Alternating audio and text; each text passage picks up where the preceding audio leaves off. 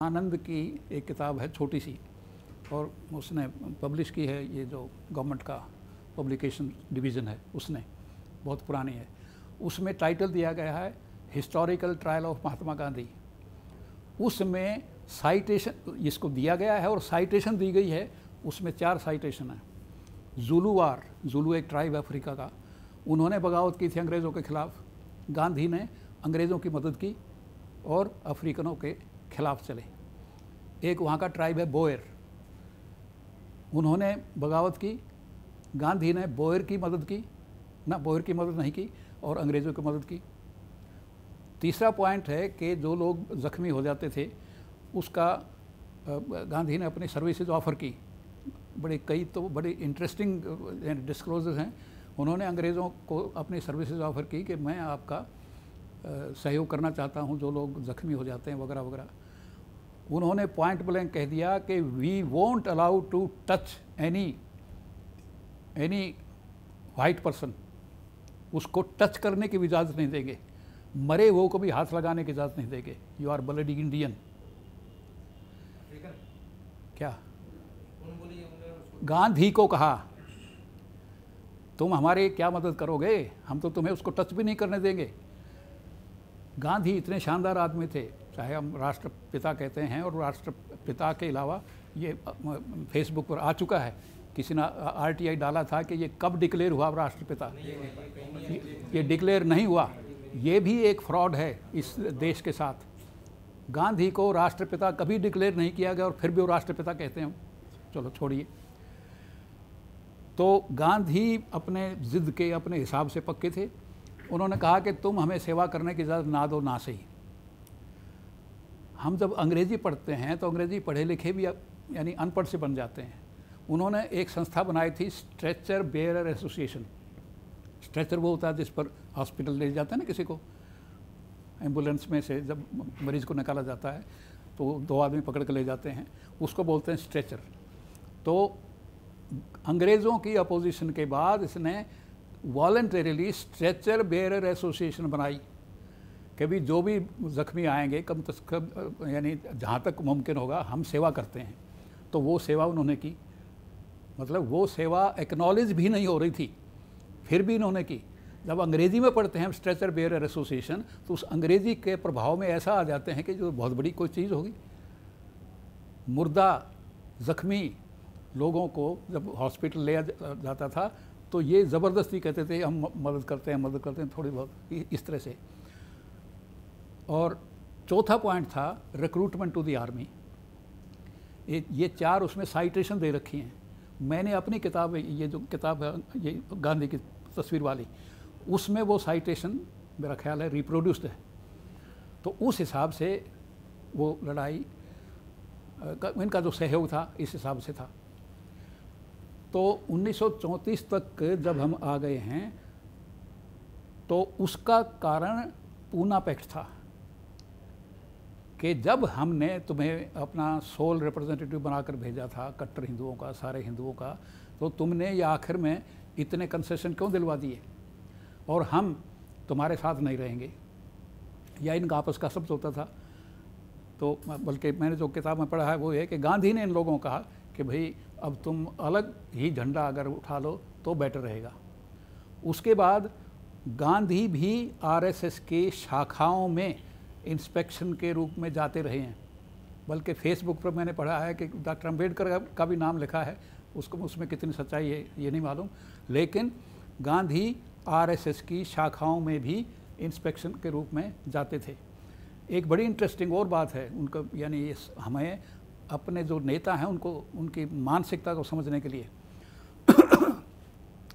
उसमें जो वॉलंटियर्स थे, आरएसएस के वॉलंटियर्स थे, वो एक लाइन में खड़े थे। उससे पूछा आप कौन हैं, उसने बता दिया मैं बनिया हूँ भैया, बामन हूँ। आप कौन हैं, बता दिया। एक जगह रुक गए कि आप कौन हैं, उसमें कोई यानी दलित भी था और उसके कान खड़े हो गए। उसके बाद ये मतलब I have read in books, उसके बाद वो कट्टर वाला जो ऊपर वाले जाति का जो आदमी था वॉलंटियर, उससे पूछा कि तुम्हारे अंदर ये भी वॉलंटियर है और वो भी है, तो क्या तुम्हें ऐसा अच्छा लगता है कि छोटी जाति वालों के साथ और ये इस किस्म का मिलवर्तन रखो? उस पर उस वॉलंटियर ने जवाब दिया कि साहब हम वॉलंटियर्स हैं और हमारा काम समाज की सेवा करना है, हम इस किस्म की बातों का यहाँ पर ध्यान नहीं रखते। ये उसको जवाब दिया गया। तो खैर, जब राउंड टेबल कॉन्फ्रेंस में जब हाँ ये बात हो गई, यानी उनको कंसेशंस मिल गए, तो उसमें यानी वो कंसेशन मिलते वक्त ये सवाल पैदा हुआ कि भी इनको ये अधिकार मिले या ना मिले। तो उसमें ये हुआ कि जितने नॉन हिंदूज थे, चाहे सिख थे, चाहे एंग्लो इंडियंस थे, चाहे मुसलमान थे, बुद्ध तो उस वक्त बहुत तो थे नहीं, उन सब ने कहा कि भी ये तुम्हारा अंदरूनी मामला है, इनको अधिकार मिले या ना मिले हिंदुओं का अंदरूनी मामला है। ये आपके सवाल का जवाब आ रहा है। देना चाहें तो हिंदू जाने और ना देना चाहें तो जाने, हमारी तरफ से कोई इस पर कोई आपत्ति नहीं है। इनको कुछ दे दो तो हमें एतराज़ नहीं और ना दो तो हमें एतराज़ नहीं। इस पॉइंट के ऊपर वो उसको आर्बिट्रेटर मुकर्रर किया गया प्राइम मिनिस्टर को, और उसने वो कम्युनल अवार्ड दिया। इसका मतलब है कि डॉक्टर अंबेडकर के सामने यानी एनालिसिस का नतीजा ये निकला कि हमारी जितनी समस्याएं हैं वो हिंदू धर्म की ही वजह से हैं। और वो फिर गांधी ने जो मरण व्रत किया उससे भी ये सिद्ध हो गया, उनका समझौता हुआ उसमें भी हिंदुओं का साथ हुआ, ये भी तय हो गया। तो प्रॉब्लम जब हिंदुओं का ही है, और डॉक्टर अम्बेडकर ने उससे पहले कसम खा ली थी कि मैं हिंदू धर्म में नहीं मरूंगा, तो वो भी शिकायत उनको वही थी, हिंदुओं से ही थी। और बाद में जब 1956 में उन्होंने बुद्ध धर्म ग्रहण किया, तो ये उनके हिसाब से सॉल्यूशन था कि हिंदू धर्म से अगर पिछड़ों का कोई कल्याण करवाना है तो बौद्ध धर्म को अपनाने के सिवाय और कोई चारा नहीं है। इसके अलावा बाबा साहब की जो 22 प्रतिज्ञाएं हैं, मैं अफसोस के साथ कहता हूं कि हम लोग पढ़ते हुए भी पढ़ते नहीं हैं। बहुत कहते हैं हमने ये किताब पढ़ लीजिए, इसको ऐसे कर लीजिए, मैंने किताब पढ़ ली, हम पढ़ते ही नहीं है, आदत ही नहीं है। और जितना आदमी वीक है, जितना पिछड़ा हुआ है, उसकी आदत उतनी ही ज़्यादा पक्की है। तो उन 22 में से जो पहली 7 प्रतिज्ञाएं हैं वो सारी की सारी एंटी ब्राह्मण है, बाय नेम। मैं ब्राह्मण से ये नहीं कराऊंगा, मैं ब्राह्मण से वो नहीं कराऊंगा, मैं ब्राह्मण से ही नहीं कराऊंगा। 7 प्रतिज्ञाएं सबसे पहली। इसका मतलब क्या हुआ? पिछड़ों की लड़ाई किससे है? ब्राह्मणों से या हिंदुओं से। उसका इलाज किससे है? उसका विरोध करने में। उसका विरोध इतिहास का कोई एग्जाम्पल पैदा करता है? हाँ, करता है, बुद्ध ने किया था। लेकिन ये डॉक्टर अंबेडकर ही सिद्ध कर गए और इतिहास सिद्ध कर गया कि इनका कल्याण हिंदू धर्म में हो ही नहीं सकता, और जब तक जाति पाति है तब तक नहीं हो सकता। और ये प्रिज्यूम कर लिया गया कि बुद्धिज़्म में जाति पाति नहीं है। वो इनमें से आप बुद्धिज़्म के यानी पैरोकार कितने हैं, किस हद तक मानने वाले हैं, बुद्धिज़्म को आप पढ़ें तो मैं दावे के साथ कहता हूं कि ये सरासर गलत क्लेम है कि हिंदू धर्म में जाति पाति नहीं है। मैं दावे के साथ कह सकता हूं बुद्ध की लड़ाई बराबरी की नहीं थी, बुद्ध की लड़ाई ब्राह्मण के साथ थी। मैं दावे के साथ कहता हूं, ये आप अभी सुनील से परसों बात हुई थी, ये मुझे किताब भी दिया, मैंने बताया था, फिर किताब खरीद कर लाए, मिलिंद पन्नो। उसमें वो अंश छोड़ा हुआ है, लेकिन उस जो मैंने पहले वो पढ़ा था उसमें था, मिलिंदर किंग मेनेंडर सवाल करता है कि भंते नागसेन के भंते अब वर्णों के बारे में बताइए।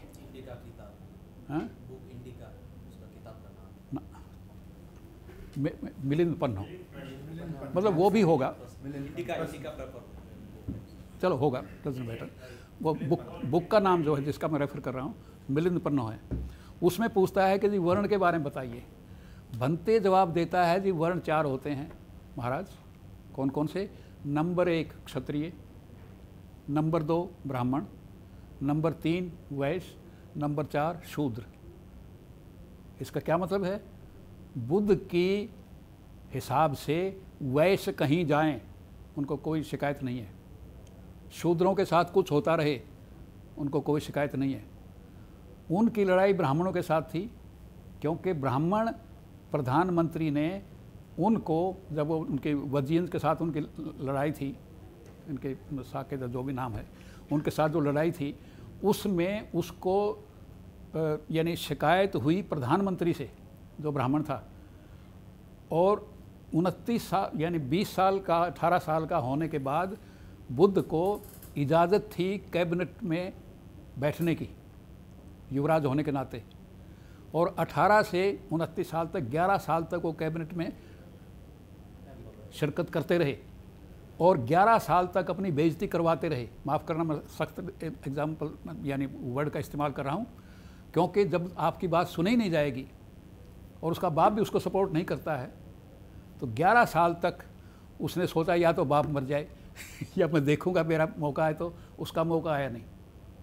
बड़ा रेयरली होता है कि इतनी देर तक कोई बाप जिंदा हो, क्योंकि हिंदू धर्म के तो जो आइडियल कंडीशंस हैं वो ये हैं कि 20 साल की उम्र से ज़्यादा का क्षत्रिय अगर कोई जिंदा रहता है उसके लिए धिक्कार है, उसका जीना धिक्कार है।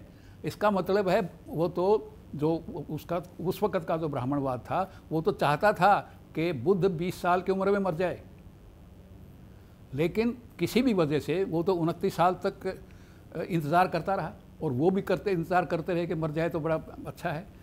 जब ये नहीं हो पाया तो आखिर उन्होंने यानी उसका सोचा कि और ये तो कब तक यानी क़यामत तक थोड़ा इंतज़ार करना है। इस बीच में उसकी शादी भी करा दी गई, उसका एक लड़का ही पैदा हो गया।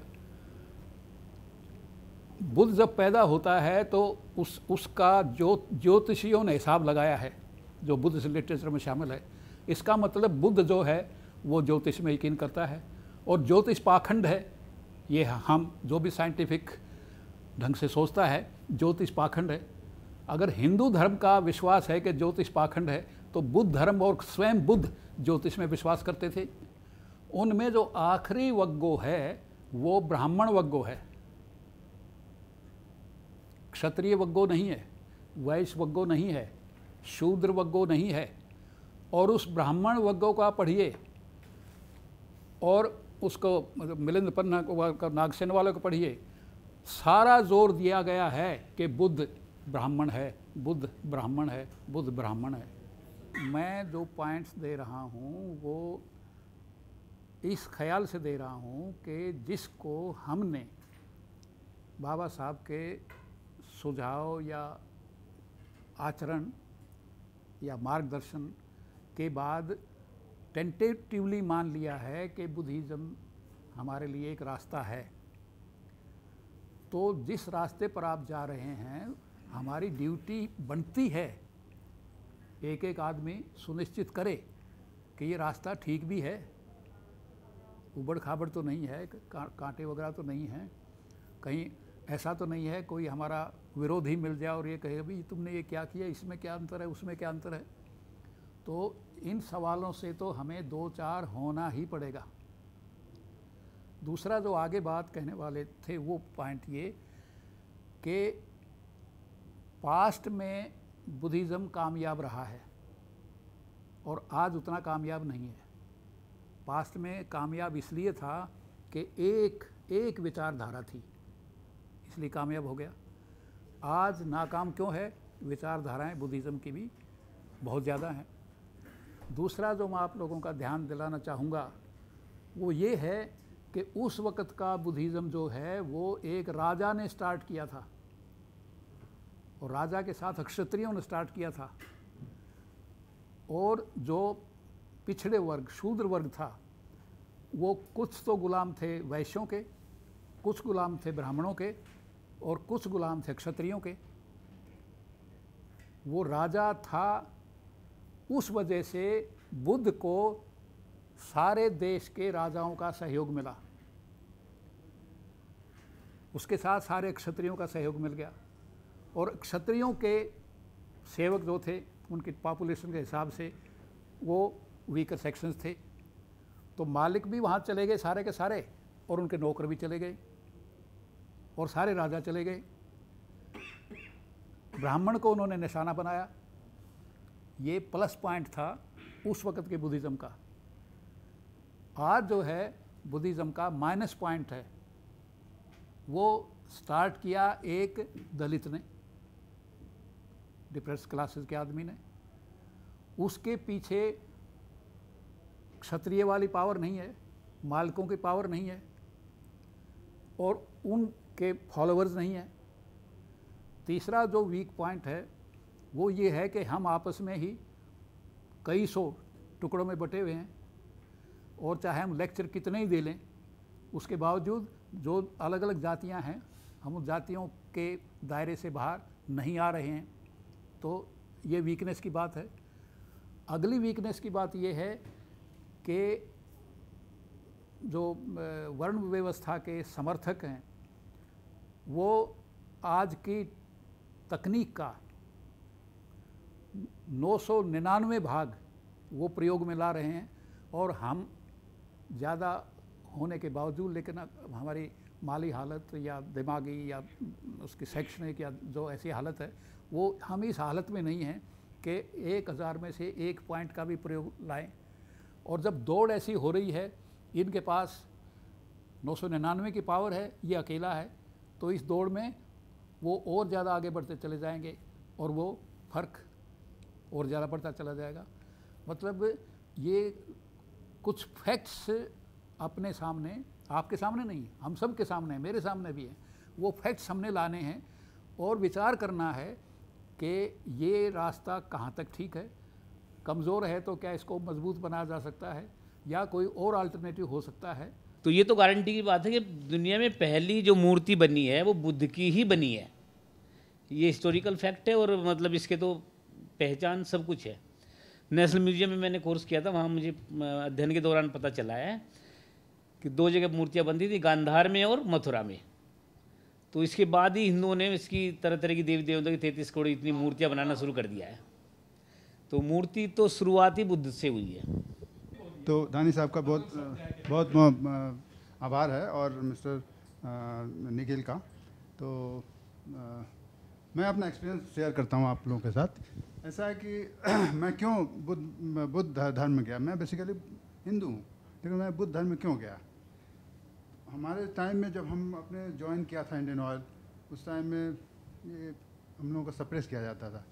अब अपने ही ऑर्गेनाइजेशन में मैं फील कर रहा था, और मैं देखा कि ये है उस वक्त ऐसा था कि जो अगर तुम हिंदू हो और SC/ST में आते हो तो फिर धर्म चेंज नहीं कर सकते, ऐसा भी था प्रेशर।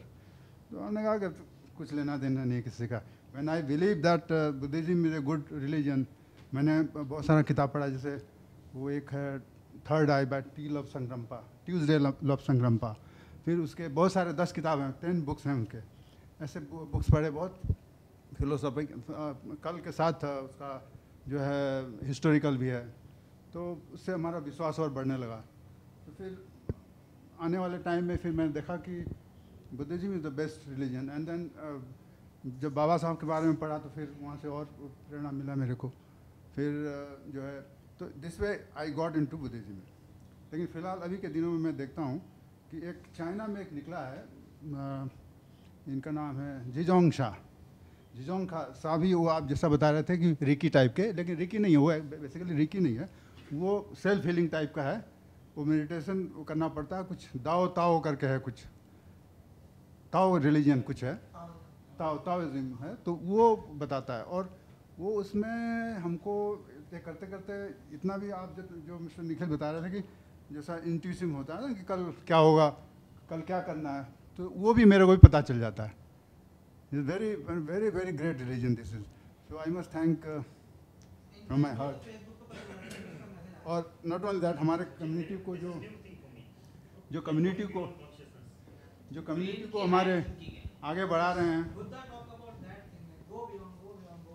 आप हमारे जो अभी एकत्रित हुए हैं बिकॉज ऑफ मिस्टर राम, तो मिस्टर निखिल, तो I must thank all of them and हमारे मिस्टर बंगे हैं। सो इस तरह का आगे बढ़ता रहे तो कार्यक्रम, तो जैसा कि यूट्यूब में दानिश साहब ने कहा था कि चाहे आप जैसा भी करो लेकिन आके मिलते रहो। एक कहानी बताया था यूट्यूब में, वो मेरे को अभी भी याद आ रहा है। वो जो है हम लोग को बुद्ध ने कहा था, तो वो होना चाहिए। मैं बहुत आभारी हूँ उनका और आभारी रहूँगा इस तरह से कार्य कराने का। बाकी ये तो अपन सौभाग्यशाली हैं कि अपने को दो महापुरुष मिले हैं दुनिया में। आज अगर सर्च होती है कि जब से पृथ्वी बनी यानी मानव का विकास हुआ है तब से लेकर आज तक के सबसे श्रेष्ठ बुद्धिमान या स्कॉलर जिसको कहते हैं वो कौन है, तो पहले तो तथागत का नाम आता है, तीसरे नंबर पर बाबा साहब का आता है। आप उनके अनुयायी होते हुए भी उनकी विचारधारा नहीं मानते तो मेरे ख्याल में अपने जैसा कोई बेवकूफ़ तो नहीं कहूँ, कमज़ोरी कहेंगे, कमज़ोर मानसिकता वाले हैं। तो इन जो दो महापुरुष आपके सामने हैं तो उनकी विचारधारा वो दो महापुरुष महान आत्मा नहीं कहेंगे, सॉरी, इतने होते हुए फिर अपन उनको मानते नहीं है। उनको मानते हैं जानते नहीं, उनकी जो वो कह गए उन बातों को एक को भी नहीं रिपोर्ट करते। बहुत से लोग अभी भंगी साहब ने शायद कहा कि हम बुद्ध को मानते हैं। मैं पूछने वाला था क्या इनके घर में कोई दूसरे धर्म की कोई मूर्ति या कोई उनकी विचारधारा होती है कि नहीं घर में?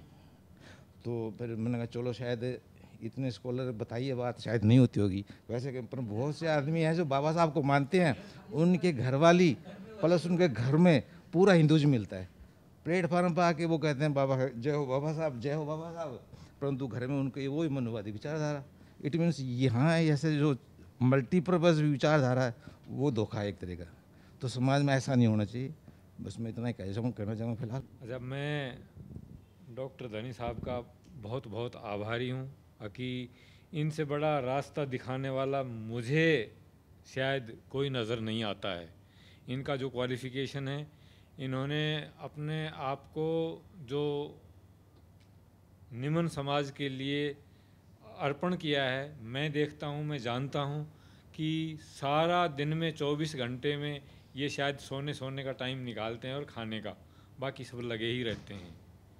और मैं इनका बहुत बहुत धन्यवाद करता हूँ कि इनके बताए हुए रास्ते मैं समझता हूँ कि वो गलत नहीं है और इनको हम तकरीबन जितना भी ज़्यादा से ज़्यादा अपना सकें तो शायद हमारा कहीं उद्धार हो सकता है। Thank you. मैं धनी सर का बहुत आभारी हूँ और जो कुछ भी छोटी मोटी जानकारियाँ प्राप्त करता हूँ धनी सर से, और मैं इनका अनुयायी हूँ। बाकी बहुत सी हमारी आपस में जो हम बातचीत करते हैं तो वैमनस्यता फैल जाती है। एक दूसरे के विचारों को हम समझने का प्रयास नहीं करते, उनका बोलने का भाव क्या है, तो इसलिए काफ़ी काम हमारा गड़बड़ हो जाता है। हम एक दूसरे को समझने का भावनात्मक रूप से करें तो ज़्यादा अच्छा है। और जैसे लोग ये कहते हैं कि हम बुद्धत्व को मानते हैं या किसी को भी मानते हैं, मानना जो पराये लोग होते हैं उनको माना जाता है और जो अपने होते हैं उनको मानने की आवश्यकता नहीं होती, उनको अपने अंदर धारण किया जाता है। तो बुद्ध ये तो समाज को हम एक दिखाते हैं कि भाई हम बुद्ध जी को मानते, जो लोग कहते हैं कि हम मानते नहीं, जैसे कि हमारा बच्चा अपना है और एक पड़ोसी का बच्चा है, पड़ोसी का बच्चा अच्छा करता है, बहुत आज्ञाकारी है, तो हम उसको मान देते हैं, सम्मान देते और मानते हैं। और वही कर्म हमारा अपना बच्चा करता है तो क्या हम उसको भी कहते हैं कि हम मानते हैं? तो ये चीज़ नहीं है। बुद्ध जी हमारे अपने हैं और इसलिए जो है हमें मानने की शब्द जो है ये ठीक नहीं, बल्कि ये समझने की चीज़ है। जो हम मानते हैं कि भाई हम इनको मानते हैं या उनको मानते हैं, ये समझने की चीज़ है। मानना दूसरे को जाता है, हम मानते हैं या जानने के लिए, और जो हमारे अपने उनको मानने के तो हमारे तो हैं ही अपने। तो बुद्ध जी तो हमारे अपने हैं, सदा से अपने रहे हैं और आगे भी अपने रहेंगे। धन्यवाद। मैं सबसे पहले धनी साहब का और निखिल सबलानी का धन्यवाद करना चाहूँगा कि एक अच्छी डिबेट रखी और हमें एक अच्छी जानकारी मिली है। और मैं ये कहना चाहता हूँ कि समाज जब से दुनिया बनी है तब से महापुरुष आते रहे हैं और इस संसार के अंदर अपना ज्ञान और समाज के अंदर एक बेहतरीन रास्ता दिखाते रहे हैं। उसके अंदर भगवान बुद्ध, कबीर साहब, डॉक्टर अम्बेडकर साहब, इस प्रकार उन्होंने एक अपना एक मंजिल बनाई, एक रास्ता दिखाया संसार को। और अब जिसका माल अच्छा होगा वो तो बिकेगा ही। हिंदू वालों का कचरा है तो उनका कहाँ बिकेगा वो। हम चाहे कुछ भी उनके पास हथियार हों, वो ज़्यादा दिन चलने वाले नहीं है। भगवान बुद्ध और उनका जो धर्म है वो संसार के अंदर अमर है और हमेशा अमर रहेगा। इसमें चाहे वो कितना ही रोड़ा अटकाए उससे कोई फ़र्क पड़ने वाला नहीं है। सिर्फ हमें अपने आप को जानना है और अपना कर्म करते रहना है। अगर हम थोड़ा थोड़ा सब लोगों को समझाएंगे तो मैं कह रहा हूँ बहुत कुछ हो जाएगा। अगर हम अपने घरों के अंदर अपने बच्चों को ऐसी अच्छी किताबें ले जाएंगे, उनको पिक्चर दिखाएंगे, भगवान बुद्ध के बारे में बताएंगे, बाबा साहब के बारे में बताएंगे, कबीर साहब के बारे में बताएंगे और रैदास जी के बारे में बताएंगे, तो मैं समझता हूँ कि ये अब कोई ज़्यादा दिन टाइम लगने वाला नहीं है। बहुत ही जल्दी हम कामयाब होंगे और हम आगे आगे बढ़ते जाएंगे। ये अगर हम ये सोचें कि हिंदू धर्म से ये निकला है वैसा निकलना है, ऐसा नहीं है। हमारा अपना धर्म है, हमारा अपना विचार है, हमारा अपना अस्तित्व है। हमारा हिंदू धर्म से कोई लेना देना नहीं है। वो कूड़ा कचरा धर्म है और वो वहीं पड़ा रहेगा, ज़्यादा समय नहीं चलेगा वो। धन्यवाद। और एक राजकुमार का जन्म कहाँ होना चाहिए? महल में होना चाहिए, कुंदल वन में हुआ। बहुत सारे सिग्निफिकेंस है। उस टाइम पे कलिंगा, मैं कलिंगा से बिलोंग करता हूँ, 261 बीसी में अशोक जो हुआ था कलिंगा वार, तो उधर क्या था? डेमोक्रेसी था।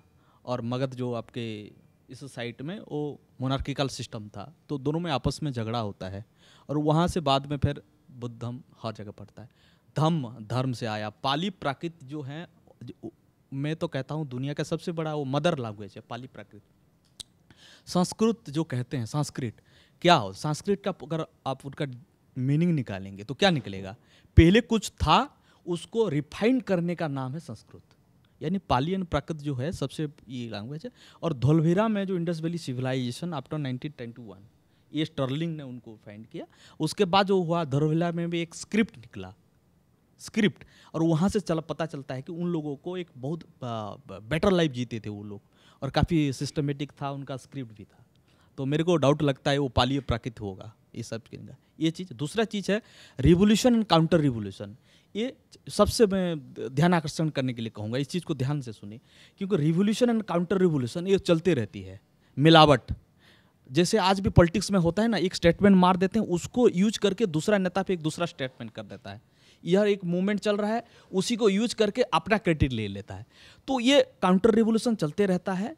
और रिफाइनरी और बुद्ध ने कहते हैं कि तर्क से सारी चीज़ को एक्सेप्ट करो। तो मैं अप्रिशिएट करता हूँ धानी साहब का। ये नहीं है, ये बुद्धिस्ट हैं, मैं प्रूव कर सकता हूँ। ये बुद्धिस्ट इंटेलेक्चुअल। बुद्धि का मतलब, बहुत सारे लोगों मेरे को पूछे कि बुद्धि जो है क्या?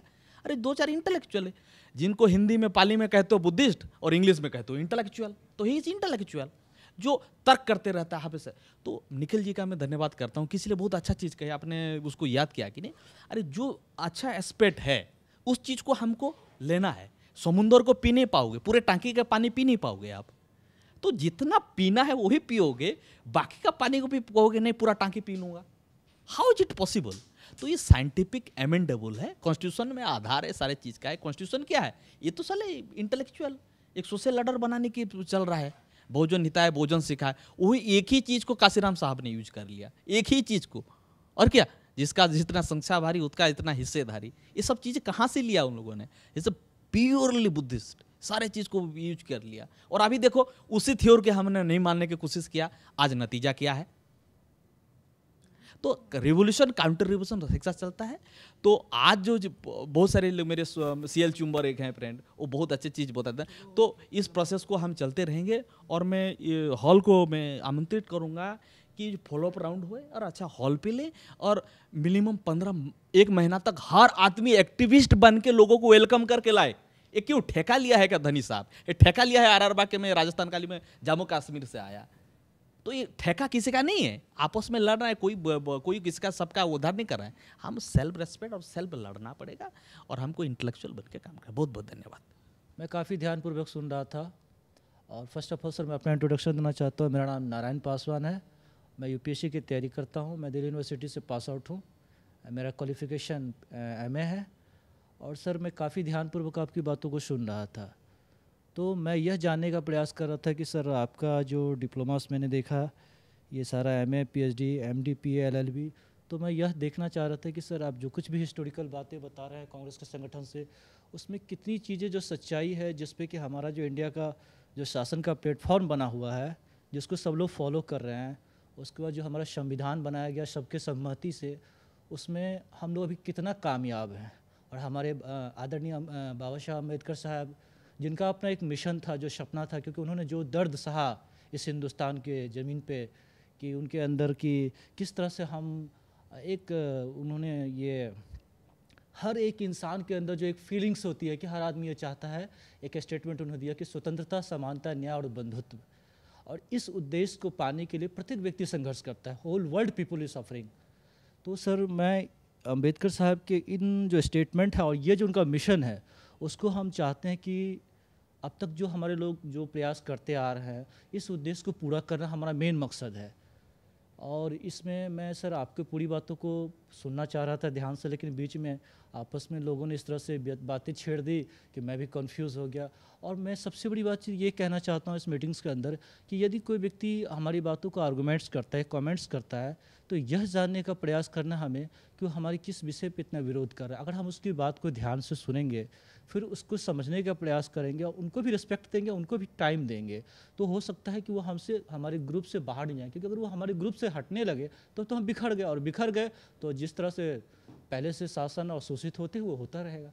इसलिए हमें तो जोड़ना है, सबको एक छत्र के अंदर लाना है, तब जा कर के हमारा आने वाला फ्यूचर्स उज्जवल हो सकता है। और रह गई सर अगर हम बुद्धिज़्म की बात करते हैं, तो ये बात मुझे बहुत अच्छा लगा कि अंबेडकर साहब ने बहुत डीपली अध्ययन करने के बाद, इंडिया से लेकर फॉरेन तक गए, वो बहुत डीपली अध्ययन करने के बाद तब वो इस नतीजे पे पहुँचे कि वास्तव में उन्होंने लिखा, मैंने बहुत छोटा सा इनका एक किताब आया था, उसमें पढ़ा था कि मैं अगर हिंदू धर्म में भी नहीं पैदा लेता, फिर भी मैं इंसान होने के नाते, मैं मानव होने के नाते मानव के एक ऐसे वर्ग के लिए संघर्ष करता जो वर्षों से शोषित और अत्याचार को सह रहा है। इस धरती पर परमात्मा ने जब मानव को बनाया तो सब कुछ समान अधिकार दिया है, और प्रत्येक व्यक्ति में जिसमें जितनी योग्यता है, उसके माध्यम से एक मानव दूसरे मानव की सेवा करे, सब एक दूसरे के विश्व कल्याण के लिए कार्य करे, न कि एक दूसरे को सताए, शोषित करे, अत्याचार करे कि नहीं मैं मालिक हूँ, तू मेरा नौकर है, मैं तुम्हारे ऊपर शासन करूँगा, तू मेरा सेवक बन के